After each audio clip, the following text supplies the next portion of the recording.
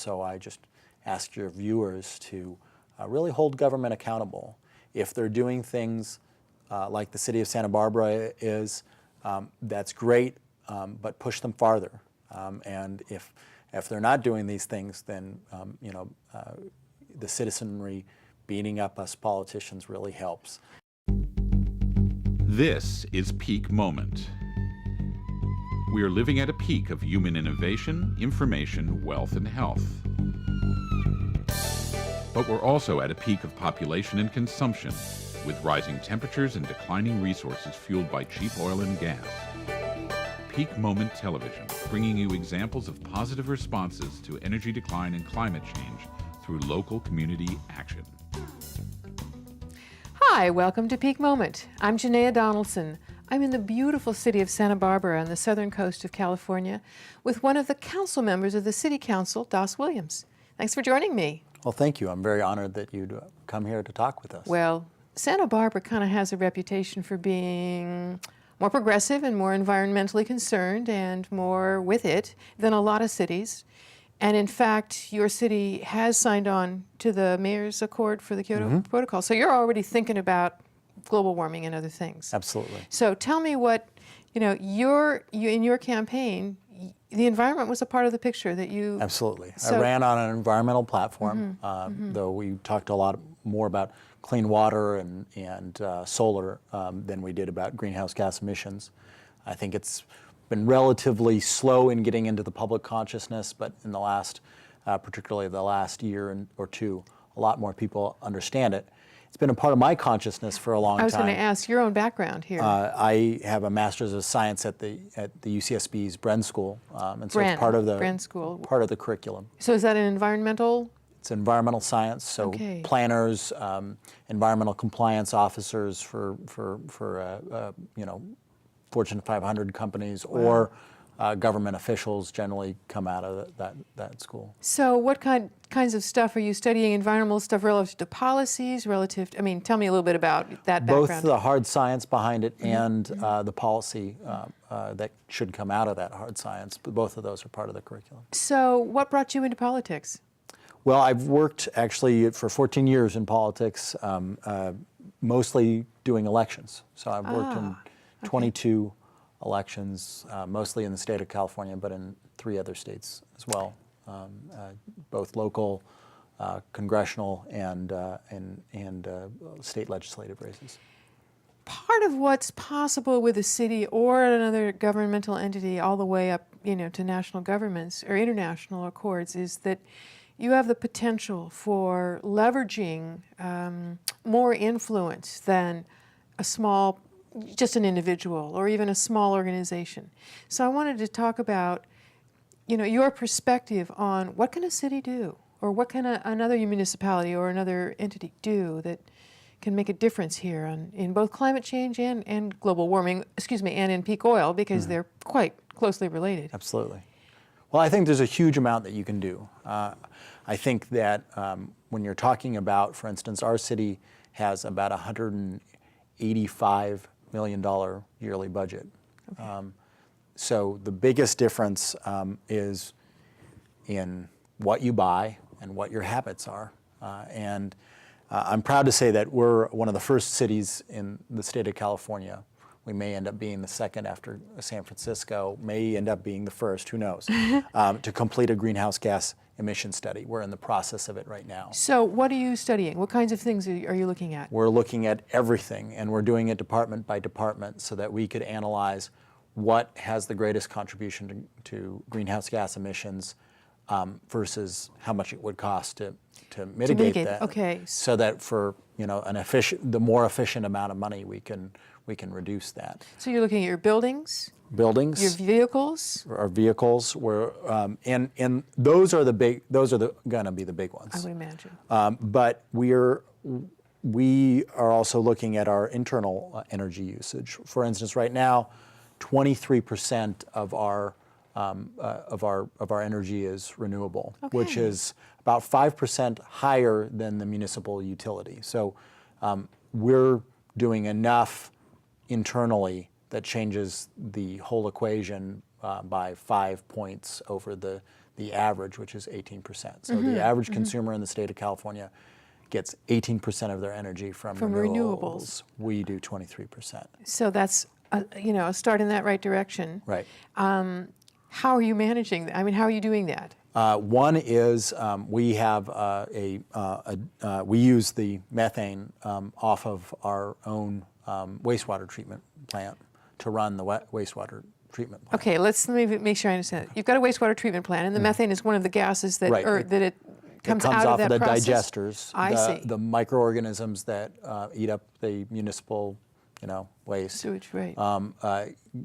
They release methane as a byproduct of their respiration. Okay, and so and- then what do you do with that? We capture that gas and we use it to fuel the electricity of the Okay, of the so you burn facility. it then Absolutely. to create electricity to go back and run your wastewater plant, or Yes. part of it. Yes. Part of it. And Excellent. that's one thing. And then we also have a standard policy of putting solar on all city buildings as their roofs are being replaced. And that's another. That is we're in the process of constructing one on, for instance, one of our fire stations. Okay.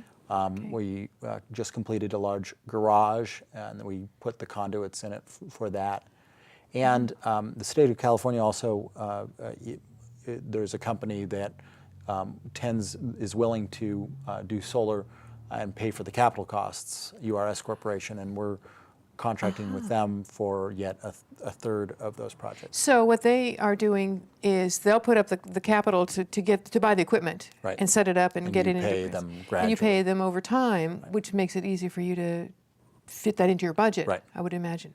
That's a smart deal on their part, and Abs- yours, Absolutely. and yours as well. Because if they're going to take care of the maintenance, in terms of that's not your worry. Well, and I won't say that I feel like this is enough. No, I think that city facilities, it needs to be a huge part of city facilities. We've mandated that the airport, which the city runs, when they're doing their terminal, that we would have to get at least LEED Gold certification as a green building. And LEED is a certification for buildings. That's LEED. Yes, that sort of determines generally how well you are using sustainability mechanisms in your building design. And so there's 4 categories of LEED, LEED Platinum being the highest and LEED Gold being the second highest. We're mandating for for the airport facility, LEED Gold, and for one of our properties that we are allowing a private company to use as an office building, we're requiring that they build a LEED Platinum office building because that's easier to accomplish on an office building than it is on an airline terminal, for example. So in a LEED facility, you're looking both at the materials that they're using to build it, and also the energy savings while they are operating Absolutely, the building. in both. In all of that. Yeah, it's what they're doing, what kind of insulation, what building materials they're using, whether they're putting solar on the rooftops, that sort of thing. This office building, for example, will be the first private company office building that's LEED, I think, in the state of California. Well, all right. That's LEED Platinum. May it be so. I mean, it's a great. What other kinds of programs either are you doing, in terms of not just greenhouse gas emissions, but I imagine that's a big part of this, but anything else you're doing how are you migrating? How are you moving over towards less emissions? Well, the other huge category is transportation, but first let me tell you that while I think that this is a substantive move for a city to make, I don't think it's enough. Okay, tell me more. What should we be doing? The AIA, the American Institute of Architects, which is not always a progressive organization, it often aligns itself with developers on questions of land use. But it has taken sustainability to be truly meaningful and have supported the idea that cities mandate on all building a 50%, on all new building, a 50% reduction of energy usage. And so I believe that Wow. we should take this only the city doing it is the first step. The city should mandate it in all new construction in the city. So residential, commercial, retail, doesn't matter. All can be, because we have what they're saying is we have the technologies, the tool, the resources to be able to do that right now. If you ask an architect, in this community, they'll tell you that without batting an eye, they could do a 40% reduction. Wow. Totally painlessly. And so the extra 10%, a little bit of work, but not too tough to do. And when you're looking at a greenhouse gas inventory in the United States, traditionally it's looked at transportation, industrial, residential. It's looked at in kind of different, in those terms. Yes. An architect rightly looks at it as buildings and everything else. And if you look at it from buildings, 50%. So architects really Is 50% of where our gas house emissions are coming gas from. Emissions, if you analyze it in Which is that our way. use of electricity and heating and losses from. And building materials. building material, I see, And, okay. and the potential, obviously, on buildings to be themselves generating energy. Of course. I mean, that's a huge opportunity that we haven't even taken advantage of. That we should be having, wind towers and solar and whatever on top so that they can be feeding that grid. That's right. Aha. That's excellent. Is that part of the LEED certification, or is that just part of what the AIA is pushing? A fellow by the name of Mazaria, I think that's how you pronounce it. I think it's off a little bit. He's an architect in New Mexico, an expert on sustainability design, has been pushing it and been pushing LEED to require a certain amount of energy, the 50% reduction goal, Right. to be mandatory to get LEED certification. Though right now that is not mandatory to get LEED certification. In your city, it is not, It or is not yet anywhere. mandatory. It's, to my knowledge, not mandatory anywhere yet. But the most recent meeting of the U.S. Conference of Mayors endorsed that idea.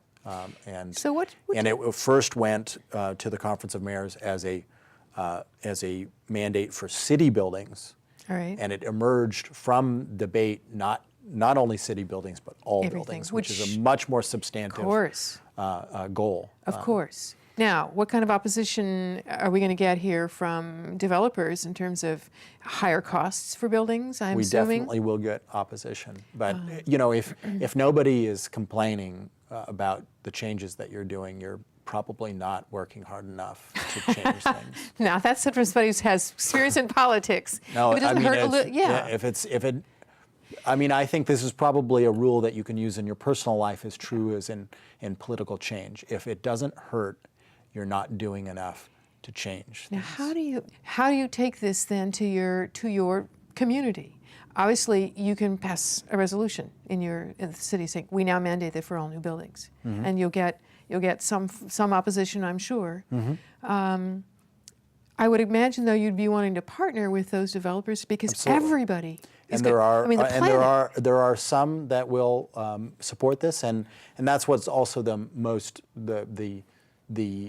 there's a great potential in the fact that it's the AIA, American Institute of Architects, normally somewhat aligned with developers in land use issues, but that the fact that they're pushing it, so they can push it with their own clients, and they Yes. can push it in the community, and an alliance between environmentalists and architects in this case can carry the day in many American cities. Actually, Das, what you remind me of is that this time and the gravity of the situation here with global climate change necessitates, I would think, those kinds of alliances that have not been here before, because we all need to be at full speed ahead That's right. to make changes. And we need to look beyond always doing what's most convenient. I mean, I'm sure I could get to meetings 5 minutes faster if I drove everywhere in the city, but I make the personal choice of, giving away, for instance, my parking spot, so that I'm have a greater incentive to take alternative transportation. okay. And I'm a believer in multimodal transport. You don't have to be inconvenienced every day, and you can. And using alternative energy, using alternative transportation can be accessible. You just don't always have to choose the same mode of transport. Some days you can take the bus, some days you can drive, some days you can bike based Right. on what's happening that day and how you schedule things. That's a really nice way to think about it. Is you're asking yourself to be flexible. It takes a little more energy to think about what's appropriate for what day and where do you get that bike, or what's the bus schedule for that day. But your willingness to be adaptable moves you in the right direction of using less energy, which I want to see your bus pass. Well, since you talked about it here. This is one of our programs, and so besides building design, I think the other huge part of greenhouse gas emissions that we can tackle is transportation, the transportation element.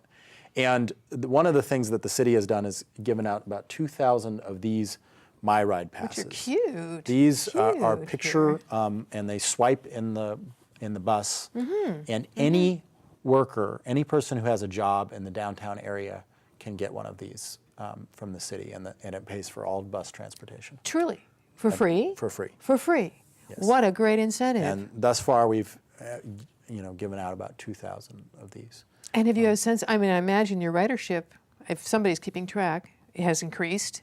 Ridership has increased, though I would say it's more to do with the price of gasoline this summer than it has been with this. I think this is helpful, and this provides access, and I think it's more of a good way to get people to try using the bus, and to incentivize the people that are already doing it to continue it. But if we really want to get what are called choice riders, meaning people who have cars so they have the option to not take the bus. Okay.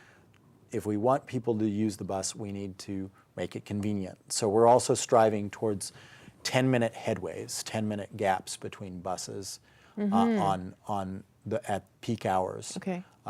Because for some reason, professionals can't remember bus schedules. I don't know why. Other people can and professionals can't, but it's just Never built the habit, right? You used to be able to just jump in your car and go, and so you don't have to add that into your set of numbers or whatever in your brain. That's interesting. So we're just trying to get our headways to the point where people don't need to remember a bus schedule. Just know the bus where will they come can every just- 10 minutes between now and 8 o'clock or 6 o'clock or whatever it is that you're doing. What else have you thought of as a city in terms of vehicle, moving people towards alternative vehicles?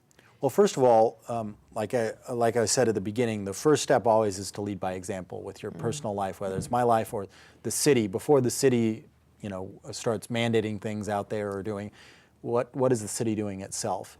And one of the things that we've done is converted our diesel fueling stations to biodiesel B20, which isn't all the way, right? Isn't the best thing, but it's a the step in best the right direction. that's commercially available right now okay. in the area, and so that has made it so that our entire fleet of diesel vehicles are on biodiesel, and the school district, because they get all their biodiesel from us for all their maintenance and operations vehicles, also uses biodiesel. And I'm trying to get that to be extended to the school districts and the city's vendors. So the companies that contract for city services or contract for school district services, that's the next step. Extend that out. Keep on extending it. Right. The other part of this is that we use refined motor oil in all city vehicles. We are changing over our fleet gradually to be alternative fuel vehicles, hybrids, and eventually plug-in hybrids. Yes, I would think that should be absolutely. Perfect for a city like this with as much sun as you have, and as you get more solar installed everywhere, like all over your parking lots and stuff, feeding back to the grid, that would make a great deal of sense here. Absolutely. And I think one of the biggest things is how a city funds alternative transportation.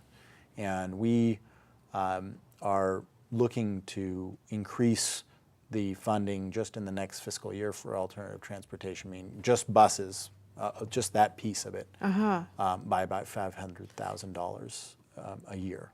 Just and that's compared to about $800,000. That's just to have more buses running more frequently. And I think that's really the most substantive change.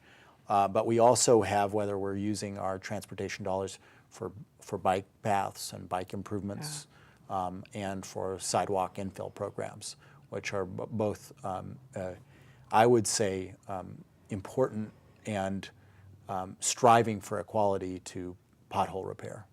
We have our transportation element says something really revolutionary, that we will have an equality of modes.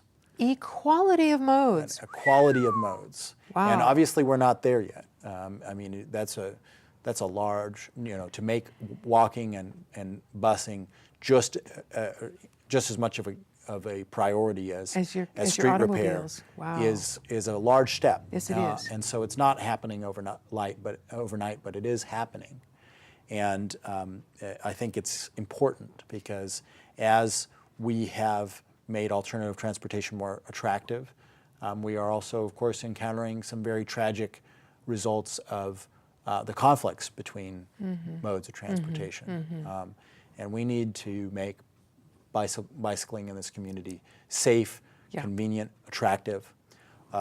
We also have a great program called Safe Routes to Schools that determines the best route for school children to get to the school, makes some improvements to that route often in terms of physical changes, and then distributes those maps to all parents. For both walking and biking, Yes. for the children? Yes. I mean, that's the safety of your young people, it seems to me, is an important part of what a city's Absolutely. standard of quality is about. And I think having biking, and also there's going to be, I'm sure, automobiles have taken over our culture in 100 years. And as peak oil comes along rather quickly here and changes, it's going to change some of that picture. And Well, I think having more room for your bikes and walking God is going to willing, be part it of will it. change that picture. Tell me, in our last 5 minutes here, I wanted to ask, is peak oil on the radar screen Absolutely. here? In what way? Well, we have, Santa Barbara is one of the birthplaces of the modern environmental movement, and we've had an organization that has constantly been our voice in the wilderness, and that's the Community Environmental Council, and you're going to Learn interview about that. one of their representatives. And so they've definitely put it into our minds and sponsored community forums. But I myself, I've gone on the radio, I think, probably 4 times to talk about peak oil as an issue. And I believe that we do need to deal with the reality that we are dependent upon a energy source that, first of all, is finite, is diminishing, is becoming more expensive, even as it's also raising oil company profits. And I'll just substantiate that for a second. If you ever believe that the oil companies are just giving you what they can, and the prices don't have to do with what they can get away with forcing you to pay, then you should look at the fact that the 5 biggest oil companies in the world had record third quarter profits. So just as everyone was paying over $3 a gallon for gas, all these companies were profiting hugely. Yes. I think Chevron posted $4.5 billion third quarter earnings, and Exxon, I think, did $6 billion. Those are both record profits for those respective companies. And so there's not only internal manipulation goes on in the oil markets, but as we are further constricted in the amount that we can use, not only by the fact that there's now people elsewhere in the world who also want that oil. Yes. Yes. So it's going away.